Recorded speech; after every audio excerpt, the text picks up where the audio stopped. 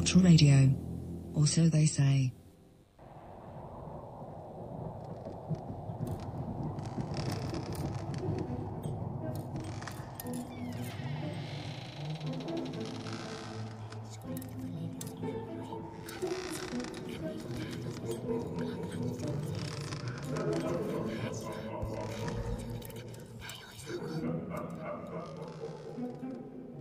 Come with us into the unknown. Join us on a journey that will open your eyes and push the boundaries of your imagination.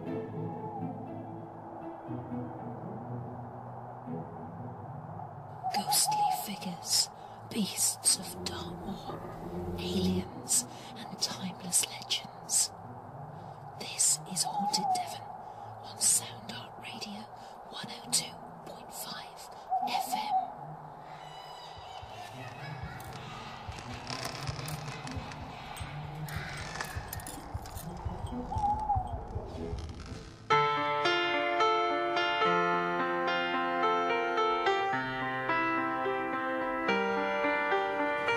I let it fall, my heart, and does it feel you rose to claim it? It was dark, and I was over, until you kissed my lips, and you saved me.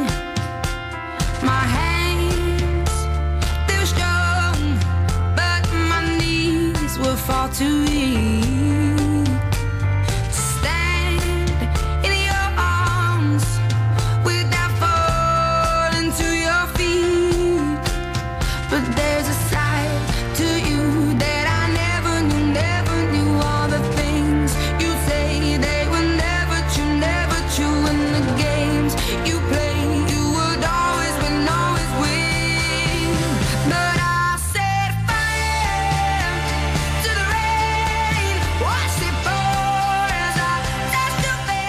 Good evening, you're listening to Haunted Devon on Soundart 102.5 FM. On tonight's show, we have Reiki Master Teacher and Wiccan Practitioner Dell Lary in the studio. We'll be talking to Dell in just a few moments, so stay tuned. Any questions for Dell, please post on the Haunted Devon Facebook page.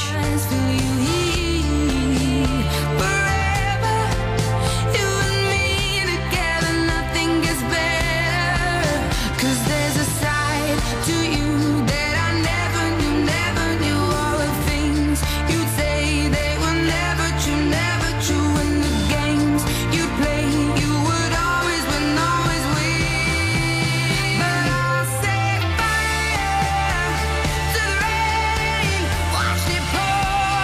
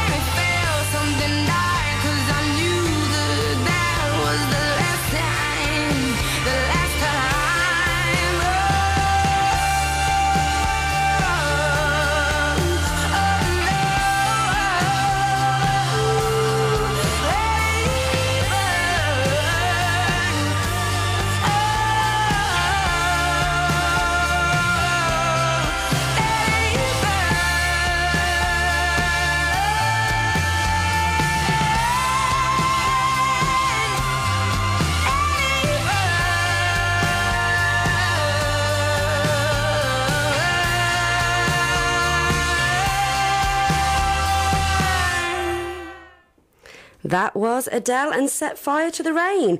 Welcome to another Monday Night with Haunted Devon, broadcasting live from the Soundart Studios. On tonight's show, we have a very special guest, Reiki Master Teacher and a member of the Reiki Healers and the Teachers Association. That's the one, Del. As well as being a Wiccan practitioner, Dell Lary. Hello, Del, and welcome to the studio. Thanks for asking me. And also here tonight with us is my trusted right-hand man, Martyn Hicks. Well, thank you for having me back on. Oh, always a pleasure, Martyn. Now, Del, could you tell us a bit about yourself first before we delve into the Reiki and the Wiccan aspect? What made you come round to this? Okay, well, firstly, I'm 65 years young. Been married for 48 years. 3 children, 2 grandchildren. Fairly regular guy, play golf twice a week. Like football, etc., etc. Retired 3 years ago and moved to Brixham, and I now teach Reiki in Brixham and also Wicca. Now, Del, there are a plethora of spiritual healing methods out there, far too many for me to list, and inevitably you can get one confused with another. Can you give me some history on how Reiki came about and some of the principles behind the discipline? Well, first I should say that Reiki is a spiritual path as well as a healing technique. A guy called Sui in Japan originated Reiki. He was a guy that came from a fairly privileged family. He failed in business,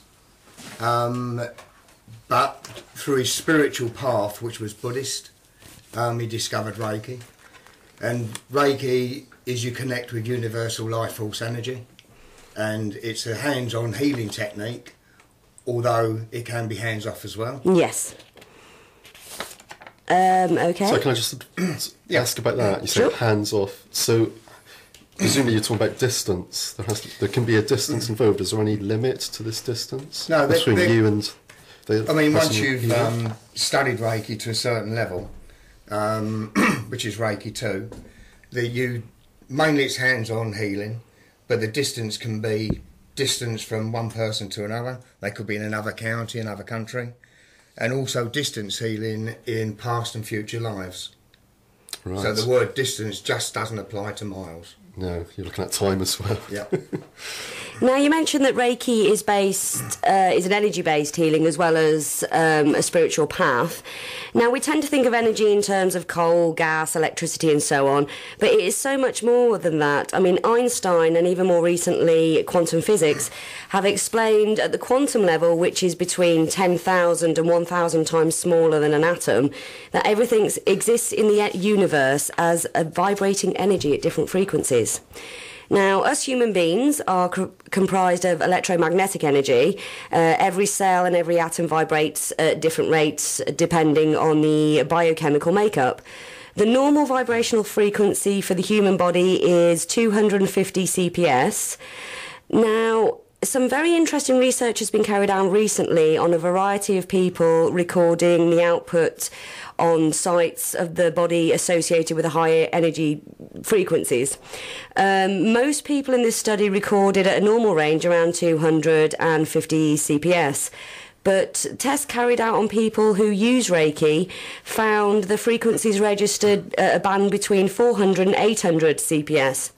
Now, science has confirmed something that has been a part of spiritual wisdom and cultures for many thousands of years, that an unseen energy flows and connects through the living things.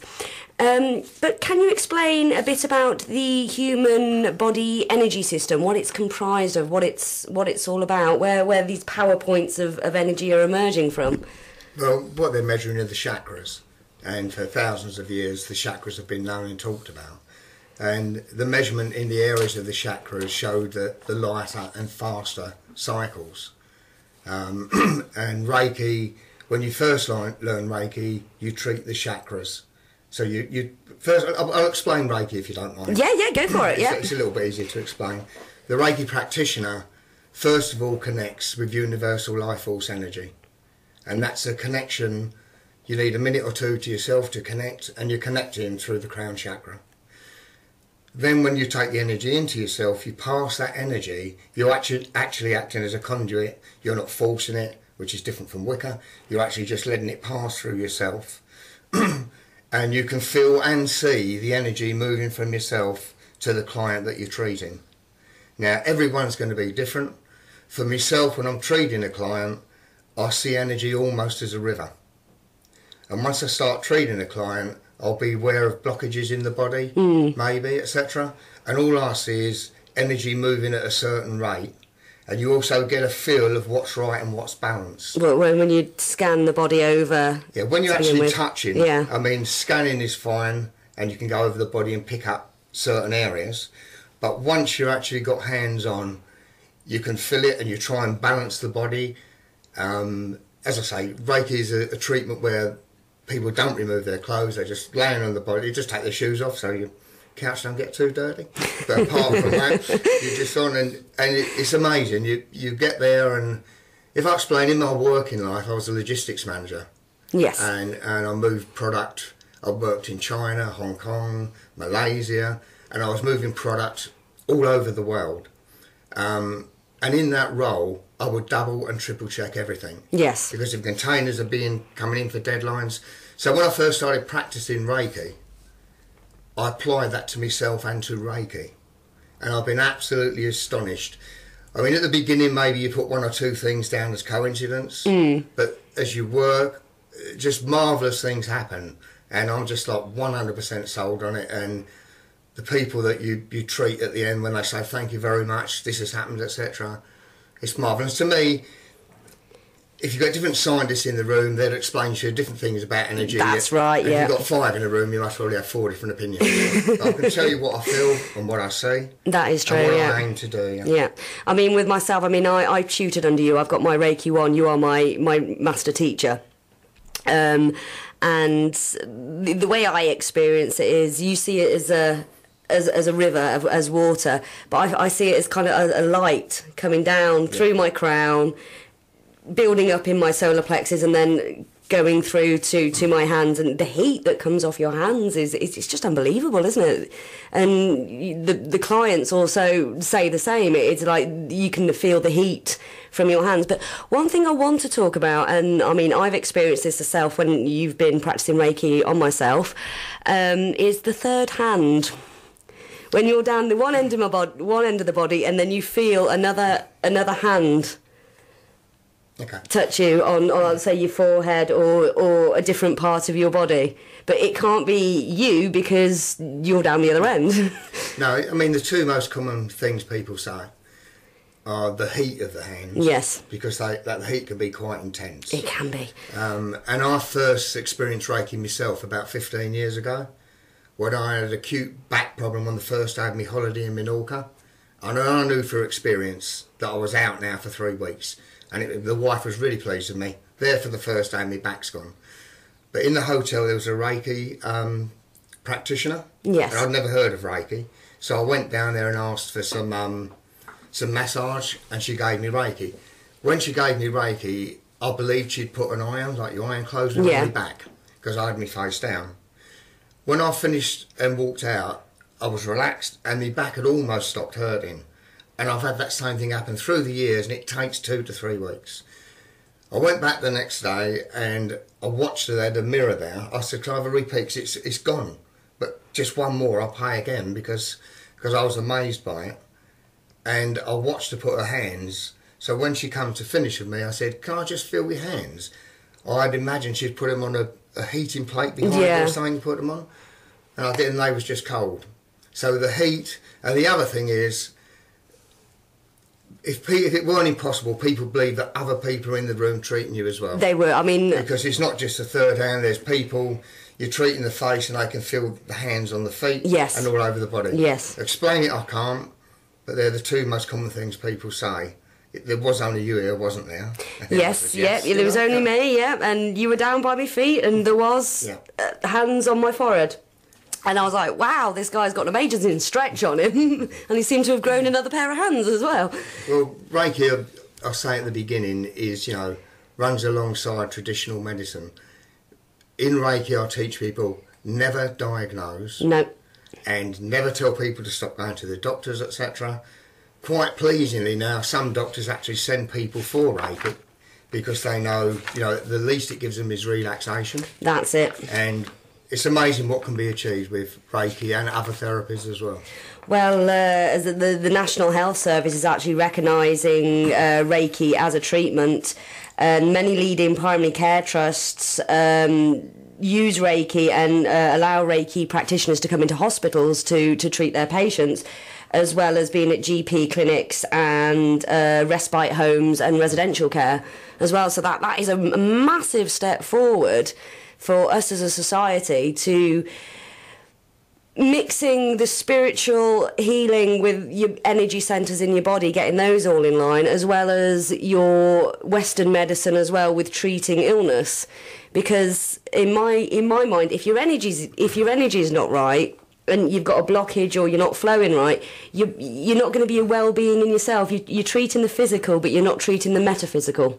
Yeah, exactly. Yeah. I mean, times are changing, and 3 cheers for that. Say 10 years Definitely. ago, that would be unthinkable, That wouldn't would it, be for the unthinkable. NHS to take on Reiki healing? Well, they're also taking on sound healing now, aren't they? They're using That's a lot right, of they are. ultrasound healing, which again goes back to ancient Incredible. Egypt. So Incredible how it is definitely a at the end of the day, turnaround. this is the establishment that's perhaps accepting that this does work. And they're being railroaded by people saying, yes, it does work.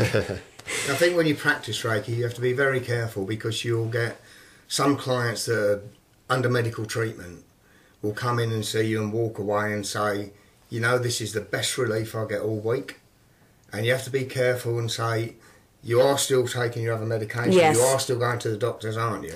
Well, because once or twice they said, well, actually, always say, look, carry on doing what you're doing. there's definitely an ethical code within the Reiki. The Reiki world. Now, you were talking to me a little bit just before the show about the changes in Reiki that you're not quite happy with, and a lot of Reiki practitioners feel the same, that they've tried to make it a hands-off healing. You have to have certain restrictions anyway, because you are dealing with the person's body. Of course, you have to make sure that your hands go in appropriate places and whatnot. But what are the restrictions that have been put on this practice? Well, I think what's happening, there's more and more governing bodies maybe coming in, mainly in the teaching of Reiki, I think. Yeah.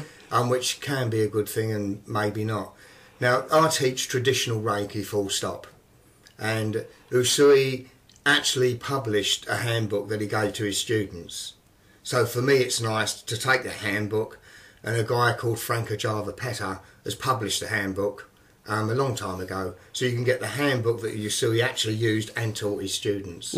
So I teach that. One of the problems with Reiki, for me to become a Reiki master, deep breath here, Oh, megabucks. Doing Reiki 1, Reiki 2, Master 1 and Master 2 cost me nearly £600. Ouch. And that is a lot of money. That is a lot of money. Usui wanted the world to have Reiki because he felt the planet needed healing and the people on it needed healing. And his vision was that maybe if everyone learnt Reiki, or more and more people, he could contribute to that.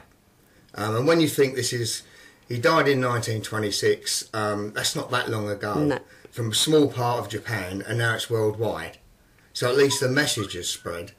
And I'm trying to do a little thing with the cost, because I teach Reiki at £55 for Reiki 1 and Reiki 2, £55, both 2-day courses. And that's because I've got an agreement with the people that run a shop called Destiny in Brixham. Yes. Agreed to that low price. Because when I first spoke to them about running the courses at £55, I said, you can't do that because that's half of what it normally costs.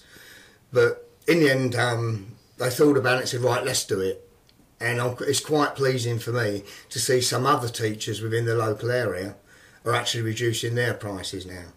But I just want to make a statement that I'm retired, so for me it's not about making money. I take £20 of that because I've got to pay for my handbooks, my inks, etc, etc. So I'm not saying that everyone could do that, because some people make a living through it. Yes, that's true. But I still have a problem that, well, I have a problem that I had to pay £600. But you know, some people would not be able to learn Reiki if the prices stay as they are. Well, I would love to see them come down to a sensible amount that people can actually afford. I mean, I wouldn't have been able to do it, because I mean, I did my Reiki 1 last September with you.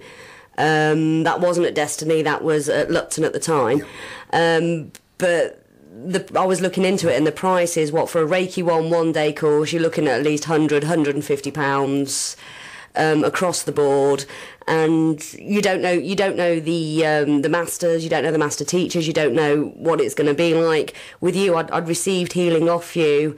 I felt a good connection with you, and to tell you the truth, it was a brilliant 2 days. I thoroughly enjoyed it, and I learnt a heck of a lot. And I can't wait to do my Reiki too. But I need to get a bit more practice in. Well, can you tell me some of these experiences that you've had as a Reiki practitioner? Yeah. At the moment, I have a number of people that I treat on a regular basis. There's 2 people that are terminally ill with cancer. So obviously I don't charge them. But that day means a lot to them that I go there. I spend about an hour with them. There's also a lady, an absolutely wonderful lady of 83, who's as bright as a button, but she's an amputee. She's got her left leg missing, and she suffers quite a bit of pain. And I visit her every Tuesday. But the best experiences for me personally are when we do some free clinics at Lupton. It's just sample for Reiki. So I work there on a Tuesday night, and people come in, they just give a donation of whatever they want to give, just £1 or whatever. And I had a guy come in with his wife, because she wanted healing, and she convinced him to, have healing. And his remark to me was, "Look, I'll do this, mate, but it's all a load of junk. I don't believe in any of it." And I said, "That's great. You're just who I've been waiting for." And at the end of the 20 minutes, he went, what went on there? What were those lights? So, but the main thing is, the Reiki sessions are lovely for the practitioner and the client, but the words of thanks at the end, you make a difference to people's lives. That's very, very rewarding. I must admit, it is an amazing feeling to come out of a Reiki session as a healer and as a patient or a client as well.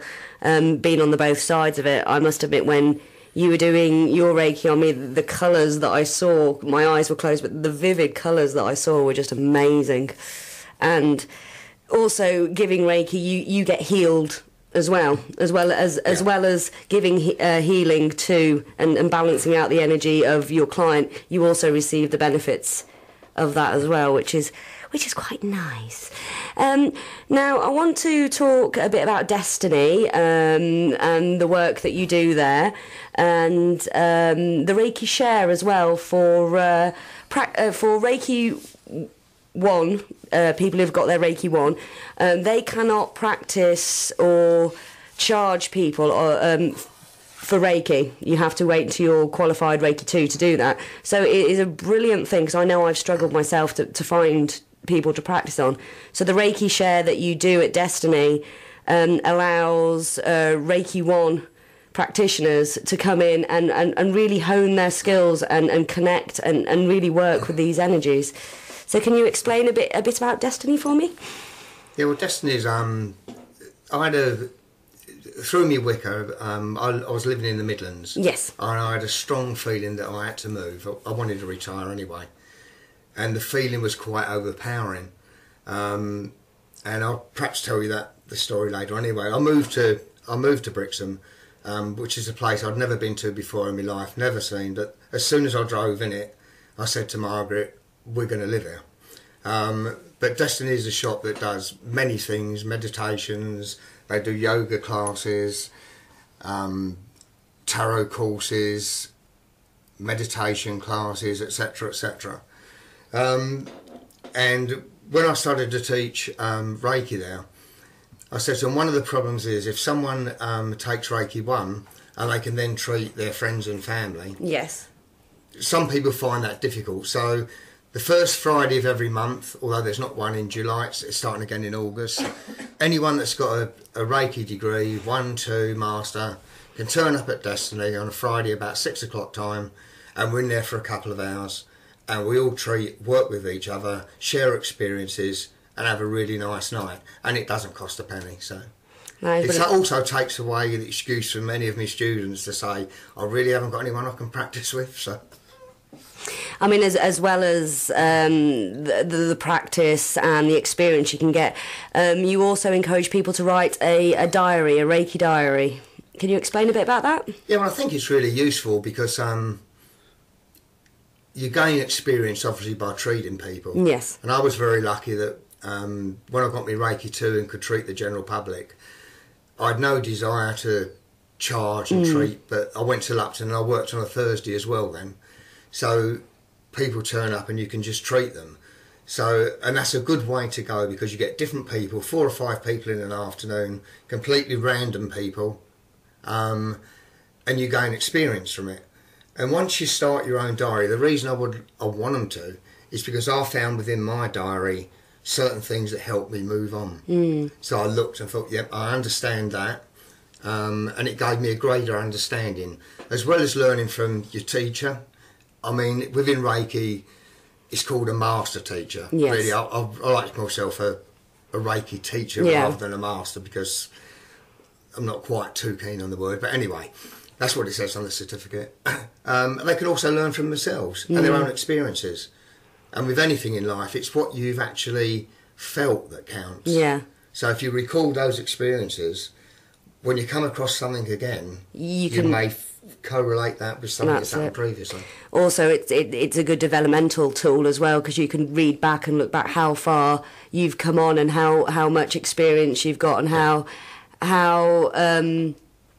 better or how much more connected you've got and how you're developing yourself and evolving within that area. Well, the good thing about a diary is you can be honest with yourself. This is true. So you can put down exactly what you felt. So. I'm all right. If anyone read mine, they wouldn't be able to decode my spelling anyway, to be honest with you. It's like Sanskrit. Now, Reiki has been attributed as a method of connecting to your higher self. Can you give me some details about how this is achieved? Well, when I said at the beginning, Reiki is also a spiritual path. Yes. Usui was a Buddhist, and part of the teaching of Reiki is there's 5 precepts that you say daily. Hopefully, looking at his student. And really, I will have an attitude for gratitude. Just for today, I will not anger. I will be honest in my work. I will be kind to all living things. Just for today, I will not worry. Just for today, I will not worry. That was the one I missed out. Well So, does she pass? But it's amazing that you repeat. I mean, I prove to students. I say there's 5 precepts you need to say daily. Yeah. Just for today, I will not worry. I say just think what worry feels like, and let it go. Yeah. And you're doing it just for today. Just for today, I will not anger. Exactly the same. Because with anger, you're upsetting yourself. If someone cuts you up in a car and you start shouting and screaming, it's your stomach that's going over. If they cut you up and go, well, fair enough, then there's nothing happening to you. You're also putting that negative intention, negative energy out there as well, aren't you? And the law of attraction and whatnot. Just for today, I will do my work honestly, which is really talking about doing your meditations and thinking of what you're doing. Just as today, I will show love and respect for every living thing. You're looking at the clock. Am I talking too much? No. I often do, don't I? I have to keep check. I have to keep check on the times. You see. So it's taking you on a spiritual path as well. You know, a path of self-improvement. And even if you're not into Reiki, you can imagine saying that for 3 or 4 years each day. Subconsciously, you're getting there. With myself, just for today, I will not anger. I modified a bit because I've done really well with that. And I now say, just for today, I will not anger or get irritable. So when Margaret asks me if I want a cup of tea and I go, no thanks, and then she asks me again, I go, no thanks, and then she comes in and says, I've made you a cup of tea. So that's the bit I'm trying to do now. And that's not saying you can walk around without anger, etc. But there is a considerable difference in myself by saying the 5 precepts each day, and the feel of them. If you can feel anger, if you can feel worry, and let it go. And after all, it's just for today. That's it. I mean, something throughout the day. I mean, I've done with doing the 5 precept. If something that has angered me, and I just sit back and think to myself, just for today, I will not get angry. I will count to 10 and woo-saw it. I'd just like to say, for me, I will never ever turn down a cup of tea. Never. Is that a hint to the producer, is it? To bring in a cup of tea? Right, we're going to go to a quick break now, but just before we do, I want to talk about the next track I'm going to play for you. Now, the band are called the Argonauts, and they're signed to the Criminal Records. Their debut single is called Touch Electric, and that was released on iTunes on the 25th of June. Their debut album will hopefully be out later this year. Now, the reason I'm bringing this up is the drummer from the band. He is born local lad. I've known him for many, many, many, many years. Robert Siddle. So he's listening out there. So I'm going to play this one for the Argonauts and wish them the best of luck.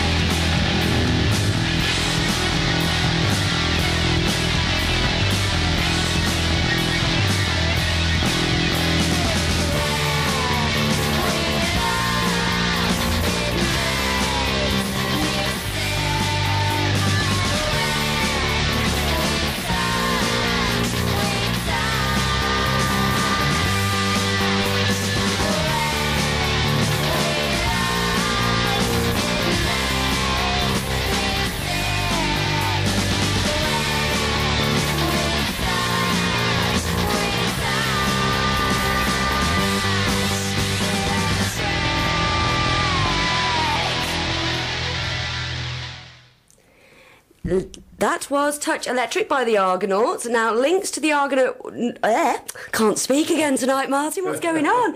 Links to the Argonauts webpage and Facebook page, as well as the iTunes links to the single, will be available on the Haunted Devon Facebook page. And we wish you all the best of luck with your single and your album from everybody at the SoundArt Studios. And hopefully we will be hearing more from you, from the Argonauts soon on Monster Tot Ness. So we do look forward to listening to that, don't we? That'll be good. Yeah. But that was an exclusive for Haunted Devon and SoundArt as well. Brilliant. So we will put the links up there, and good luck, Rob, and good luck to the Argonauts. Right, you're listening to Haunted Devon on SoundArt 102.5 AM, FM.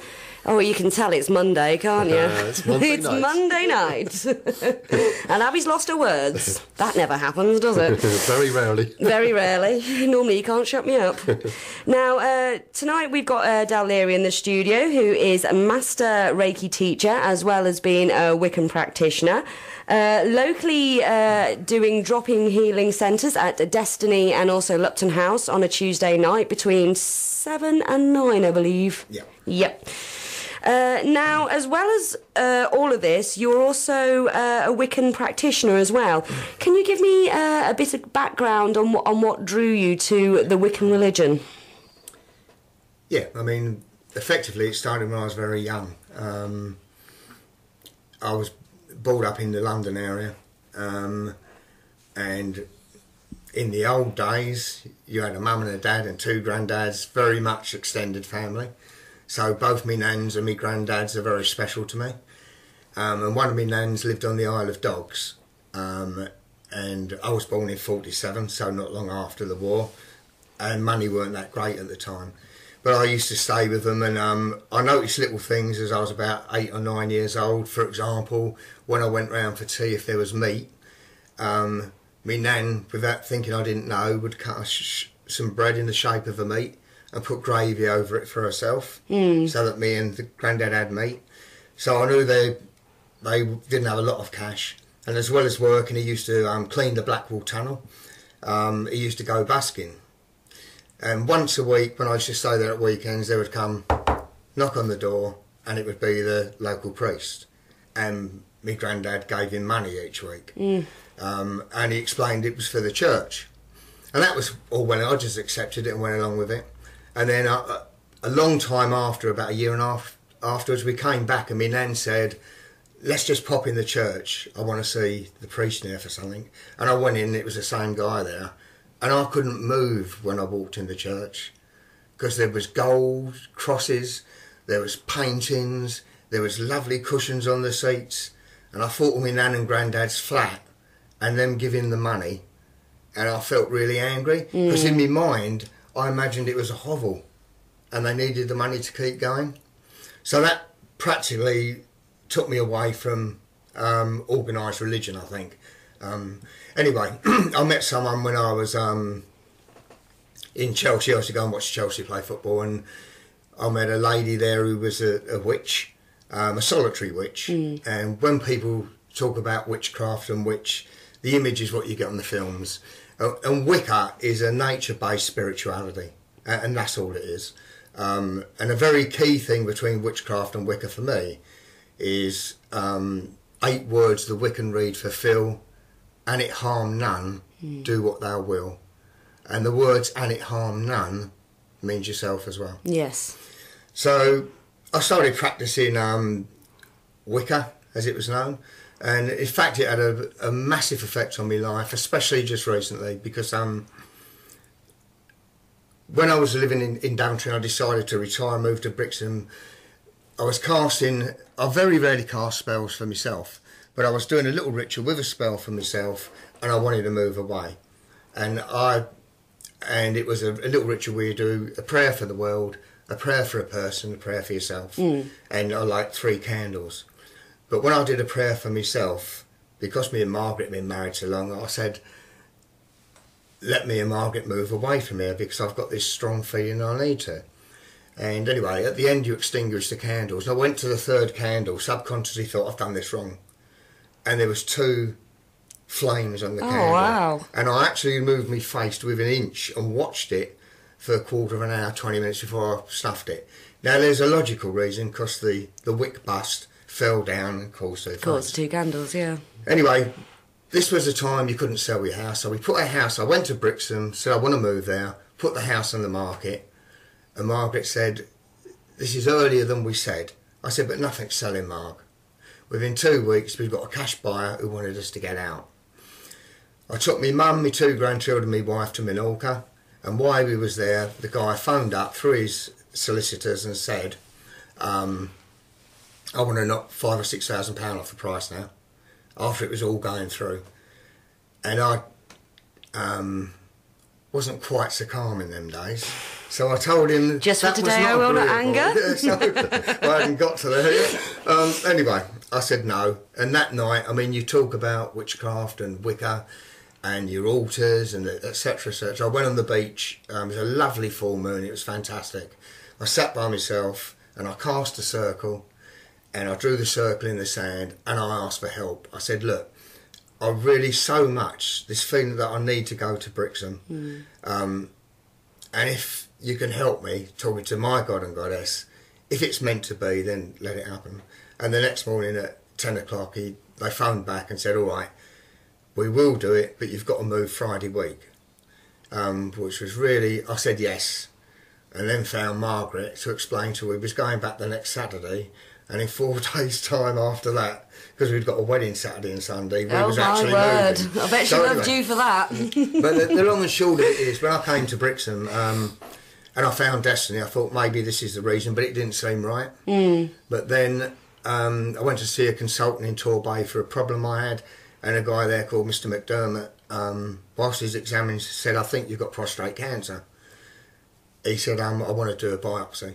So he did a biopsy, called me back in, and the biopsy was clear. I went, yes. And that's what you're supposed to do on the NHS, full stop. He said to me, look, I still think in my experience you've got it. I'd like to do what I call a blast.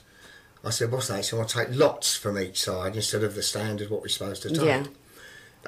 Obviously I had to wait a few months, and I went back, and he did the second biopsy, called me in, and it was clear.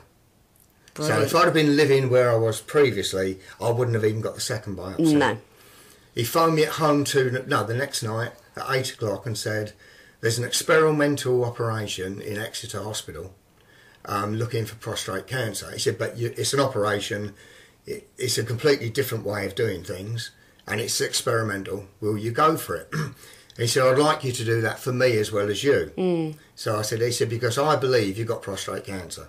Just because we haven't found anything. Because all my experience is that, he said, and if I saw you in 12 to 18 months' time and you were riddled with cancer, I would think, I could have saved that man. You wouldn't be able to live with himself, So I went and had the operation, and lo and behold, they not only found it was aggressive, so they couldn't remove the prostate.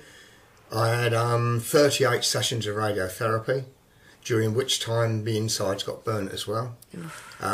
So anyway, I finished that, and again I know for fact this could not have happened if I'd stayed where I was. It wouldn't have been found, and there's no way I'd have had 3 chances to find it. It just wouldn't exist. Anyway, so from that, you have to wait a period of time to have your test results, etc. But in the meantime, they found I'd got internal bleeding. So I went back in, and there's cameras, I won't give you gory details, but you can see, and it weren't nice. And I had solid Reiki and shamanic healing for about 4 or 5 months. The end of the story is I went finally for a last test, because they also thought maybe I had some cancer in my stomach linings, etc.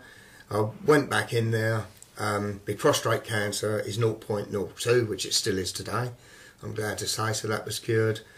And the guy that actually drove the machine said he would tell me today about the rest, because I was going to have steroid tablets for the other reason. It's something called radiotherapeutical, then a big long word, which means we burnt you by accident. So drawbacks, so side the only effects. Thing is steroids. And he went down and he said, it's all clear, there's no cancer anywhere, etc.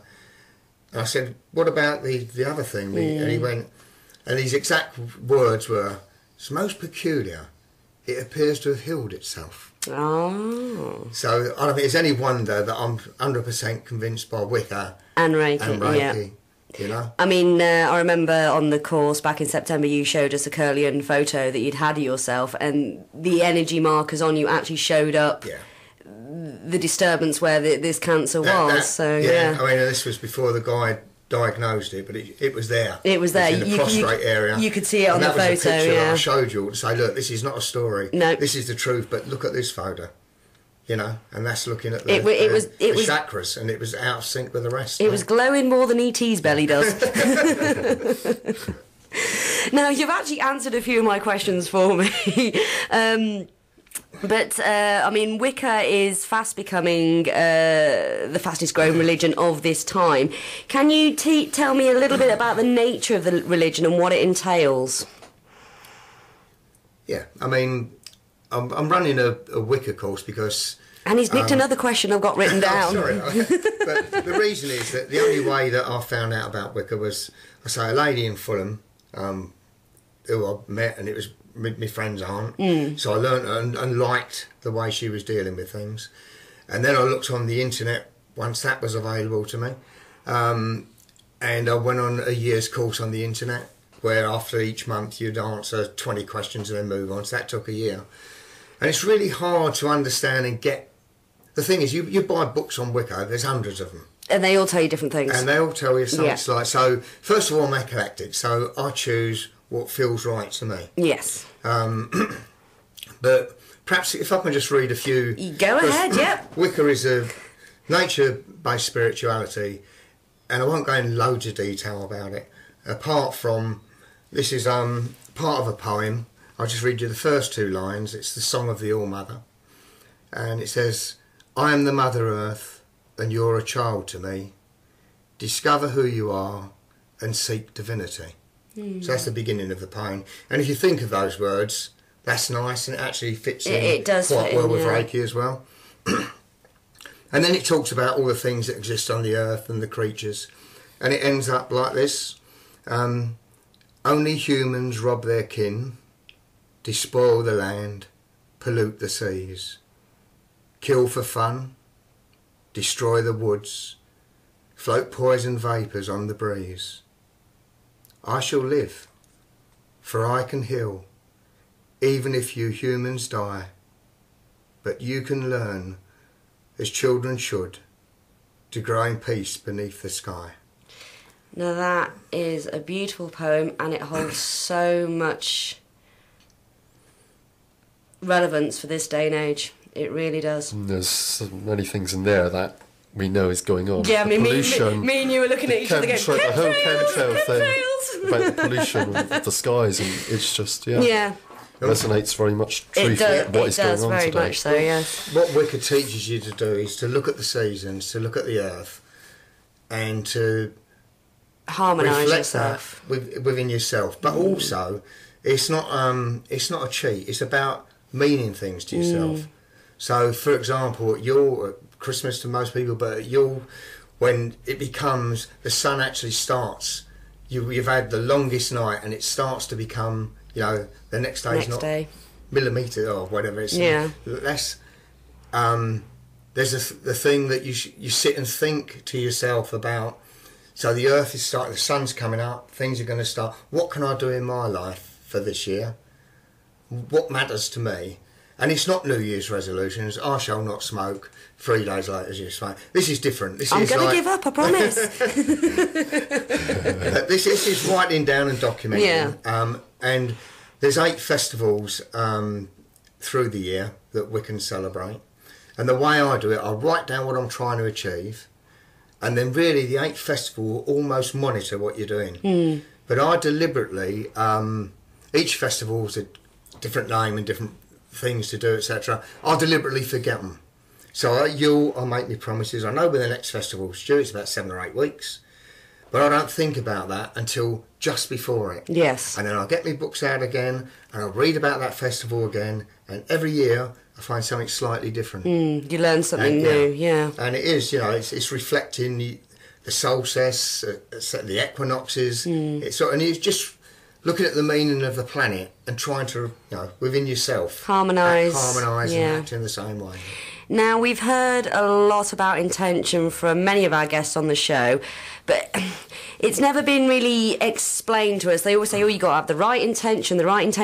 But how do you get the right intention? I mean, they say to have good intentions and put it out there, but you could be casting for something or using the law of attraction with a lot of people are very familiar with The Secret and what that entails. But how do you set about getting the right intention? Well, I think it's pretty simple, really. Part of the course I do is because the first course I do, it's not just words. So at the end of 5 weeks, you will have learnt to bless an object. you'll have cast a circle, which is a protective circle, and you will have cast a spell. And I say to people, think, of a spell. And one lady just wrote, I've got this one deal. I'm really in financial problems. I want a spell to have more money. Wouldn't we all? Yeah, so I said, okay, I understand that. I said, okay, your spell's going to be granted as you walk out the building. And obviously I do this early in the course. I said, so you walk out the road, bus knocks you over, you're paralysed for the rest of your life. But you got some good compo, yeah. She said, oh, no.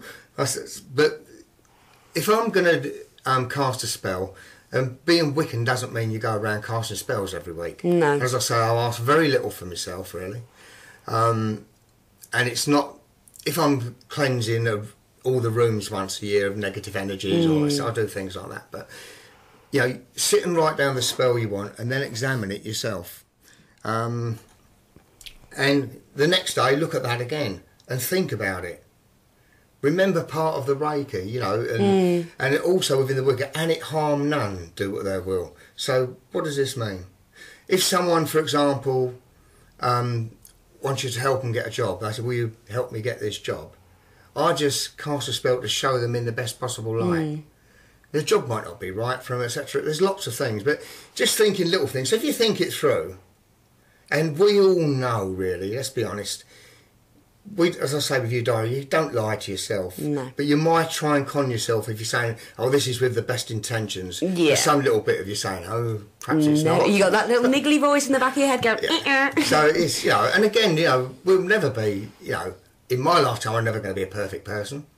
But I try and do the best I can with it all. And again, it's exactly the same things. I mean, my wife, for example, has lived with me all these years, and she doesn't like Wicca. She don't dislike it, but she's worried about things. It's not quite for her. Yeah. And once, when we first moved to Brixton, I needed to find a legal document for the house and that within a certain amount of time. hours. Yeah.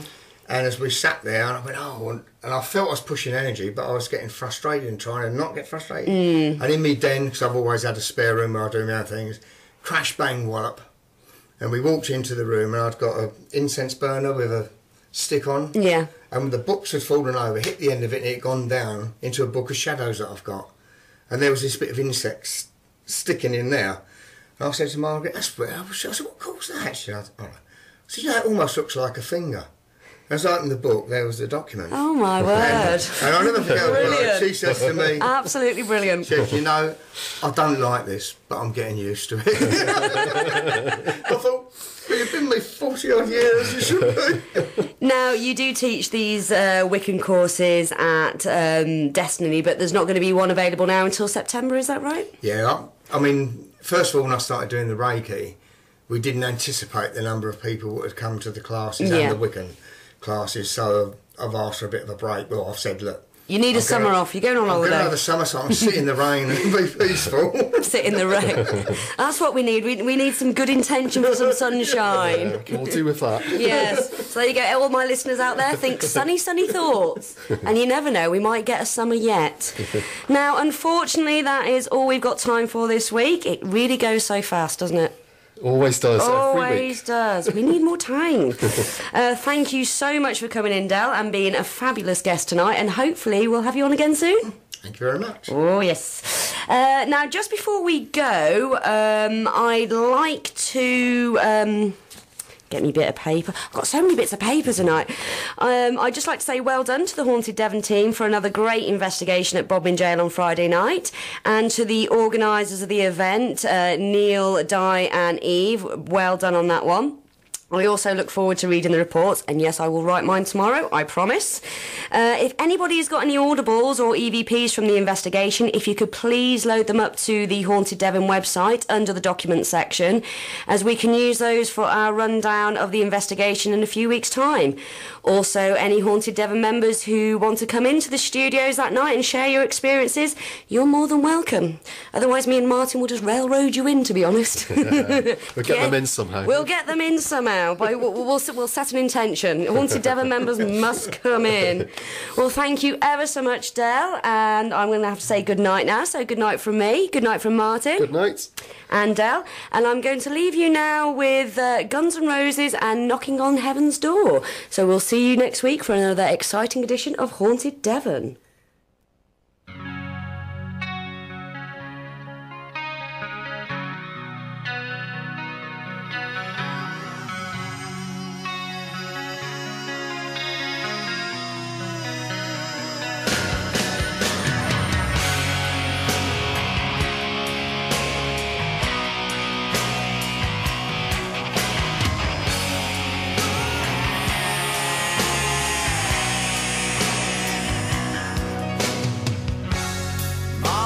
take this badge from me.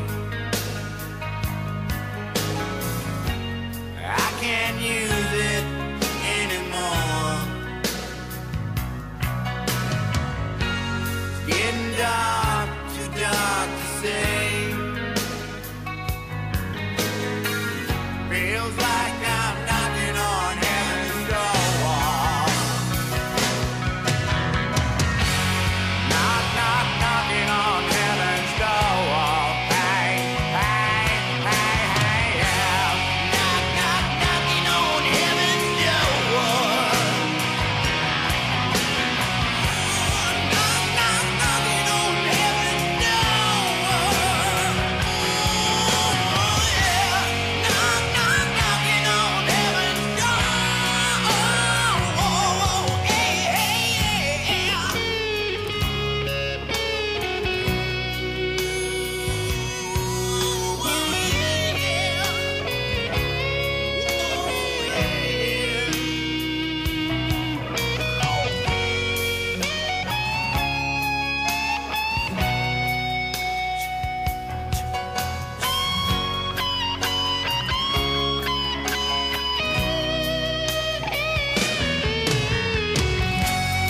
I'ma put my guns in the ground.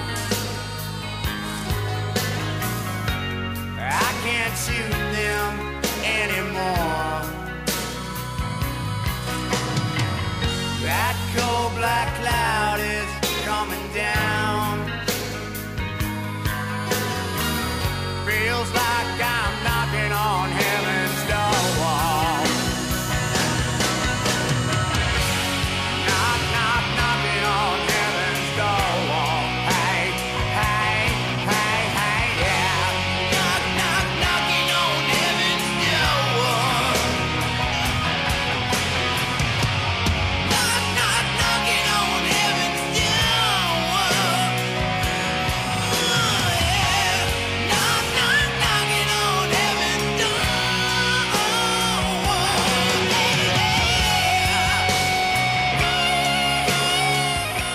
Sorry to interrupt your GNR moment there. We have actually just had a question in from Jason Cole, a parapsychologist. Most of you would probably know him from the first season of Most Haunted. He has a question for Dell. Have you ever seen a spirit or a ghost in your work? The short answer is no. Oh, the long and short of it. Well, thank you for your question, Jason, and hope you tune in next week. See you guys later. Bye-bye.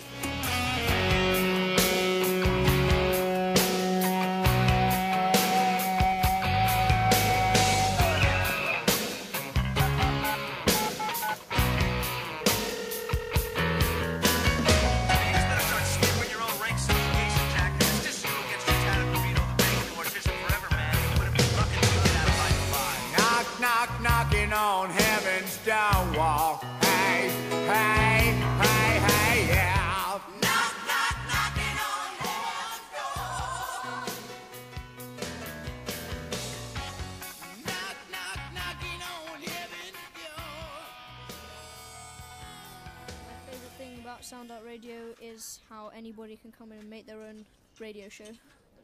It's the community and actually being able to come in and just voice. Well, they're very, from my point of view, they're really brave and letting me talk about what I talk about. It's, you know, nothing on the FM dial talks about what I talk about on my show. They let you be your own person and don't try and make you fit their agenda. Because it's not commercial and it doesn't have adverts and it's not controlled by money. It's our community. About Soundart Radio. I think it's good to give everybody a platform, everybody a voice. I think it's a great opportunity for the town. Cracking. The best bit about Soundart Radio is the community spirit of actually being part of a team that are putting radio out there to the masses across the South Hams and beyond, I should hope.